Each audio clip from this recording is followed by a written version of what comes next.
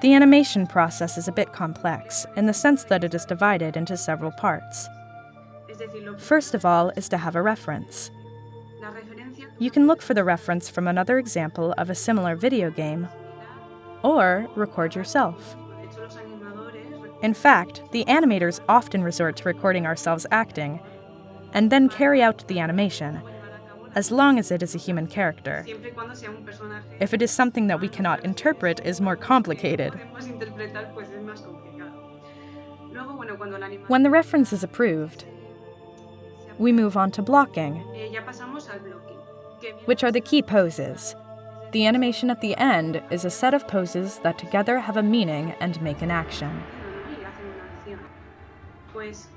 Once the blocking is done and the key poses have been approved, the intermediate ones are made, the transition from a key pose to another key pose. It is called blocking plus. It is also important to see that it works in-game, because it is different from the cinematics. You may think, I want to elaborate more, make an animation that has weight because it has an armor, but then, in-game, we have to contain ourselves and respect the playability. Once the blocking plus has been approved, it is refined, checked that everything is polished, that it makes sense and is fluid, and that would be all.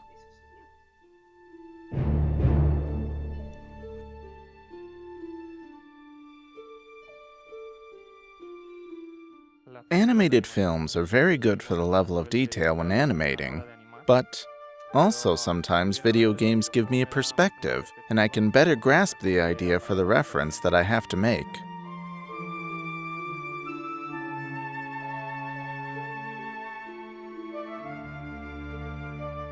The body mechanic of creatures and monsters tends to be difficult, at first especially.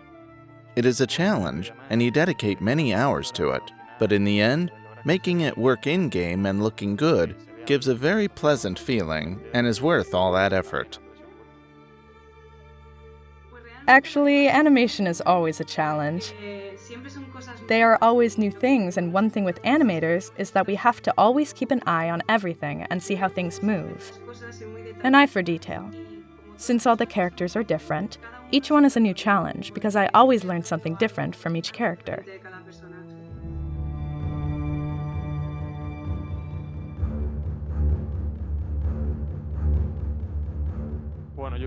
Well, I think that Haruaki has been a challenge, since he was a bit limited by the fact that he had to be done heavy and rigid, similar to an ent. He had to look strong and show off that strength. Gorgmoth's fist is another of my favorites. I wanted it to visually impact either from above or from another perspective, and I had to search and base myself on several references, not just one. I put in quite a few hours, and in the end, I think the result is quite acceptable. I like it. I think I like human characters better. The creatures also seem fun and interesting to me because if they are animals that do not exist in reality, you have more creative freedom. I like to make human characters for the issue of credibility, because if they turn out well, they look more credible, and I think it's more satisfying to give them an attitude. For example, Amara, she is the last commander I am doing. She is like a Spartan, a very powerful woman with a lot of armor and a very firm attitude. And it is fun. I like that.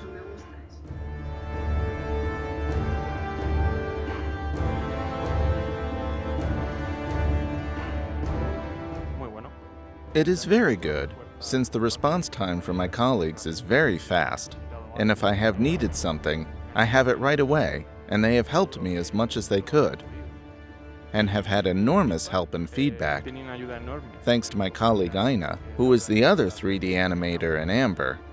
I send her the animations, and she tells me where the errors are, what things I have to change, so that it is better or more natural and coherent. I have felt very comfortable.